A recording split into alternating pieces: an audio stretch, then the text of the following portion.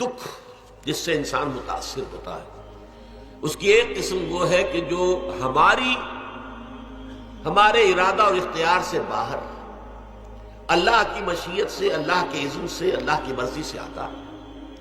اس کے لیے ہمارا کام صرف برداشت ہے۔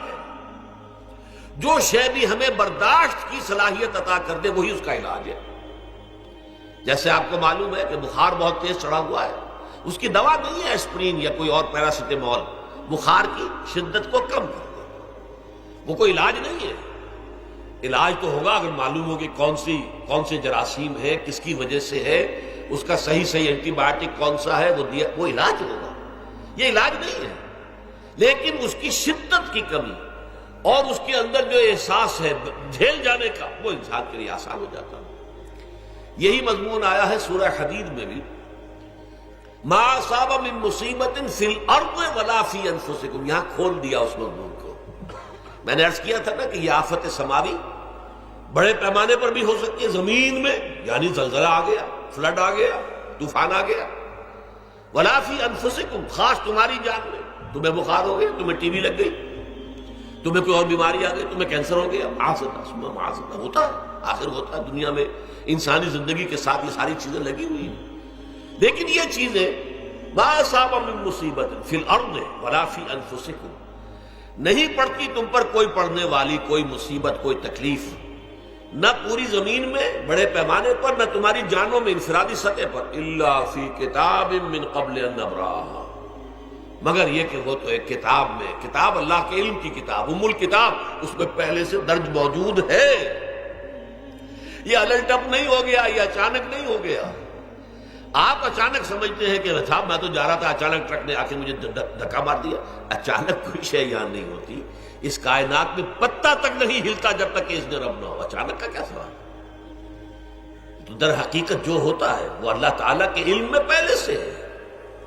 علم میں کامل، ما کان وما یکون، جو کچھ ہوا جو کچھ ہوگا، مستقبل، ماضی، کل کا کل، آنے واحد میں اللہ کے علم میں موجود ہے۔ لہذا یہاں اچانک کچھ نہیں ہوتا، جو بھی آیا ہے اللہ کے علم سے آیا، اور یہ پہلے سے اللہ کے علم کے اندر موجود تھا، لکھا ہوا تھا، الا فی کتاب من قبل ان نبراہا ان ذلک علی اللہ یسیر۔ یہ تمہیں تو مشکل نظر آئے گا لیکن اللہ پر بڑا آسان ہے، اللہ کا علم کامل، ما کانا ما یکون کو حاوی ہے، لکہ لا تاسوا علی ما فاتکم، تاکہ تم افسوس نہ کیا کرو ان چیزوں پر جو تم سے چھوٹ جائیں، جاتی رہے، چھن جائیں۔ کوئی موقع تھا ہاتھ سے نکل گیا، کوئی دولت تھی اس پر ڈاکہ پڑ گیا، کوئی اور مصیبت ہے وہ آ گئی، کوئی عزیز فوت ہو گیا، اکلوتا بیٹا تھا فوت ہو گیا، وغیرہ وغیرہ۔ ما فاتکم، فات سے ہی فوتیدگی ہے نا، جو شے بھی نکل جائے، چلی جائے، ہاتھ سے جاتی رہے، چاہے وہ کوئی آپ کا عزیز تھا جو فوت ہو گیا تو آپ کے ہاتھ سے نکل گیا، یا کوئی مال تھا جو آپ کے قبضے سے نکل گیا، ڈاکہ پڑ گیا، چوری ہو گئی، نقصان ہو گیا کاروبار میں بہت بڑا، اس پر افسوس نہ کیا کرو۔ اگر افسوس کرو گے تو اس کا مطلب کیا ہوگا کہ تمہیں اللہ پر اعتماد نہیں ہے، یا تم سمجھتے ہو کہ اللہ کے سوا بھی کوئی ہے جو یہ کام کر سکتا۔ کائنات میں تو ایک ہی کی مرضی چلتی ہے، وہ ہے اللہ۔ لہذا اگرچہ وہ کسی کے ذریعے سے تکلیف آپ کو پہنچی ہے، کسی نے آپ کو پتھر مارا ہے، وہ پتھر ہو سکتا ہے آپ کو نہ لگتا، لگ گیا ہے تو اللہ کے فیصلے سے لگا ہے، اس کا باپ بھی نہیں پتھر مار سکتا آپ کو اگر اللہ کا اذن نہ ہو۔ لہذا آپ پتھر مارنے والے کو بھی مجرم سمجھیے، ٹھیک ہے، اس سے بھی قصاص لینے کا آپ کو حق ہے، لیکن یہ جان لیجئے کہ جو آیا ہے پتھر وہ اذن رب سے آیا ہے۔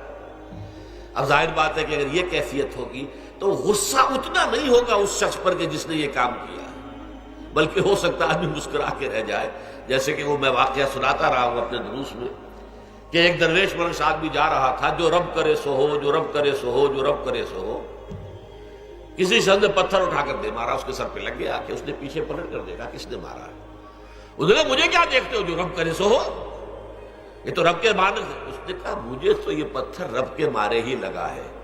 لیکن میں دیکھ یہ رہا تھا بیچ میں کس کا منہ کالا ہو گیا، اپنے لیے کس نے ایک گناہ کما لیا، اپنے لیے کس نے ایک مصیبت جو ہے وہ مول لے لی، وہ بیچ میں تم آ گئے ہو، پتھر اللہ کی طرف سے آیا ہے،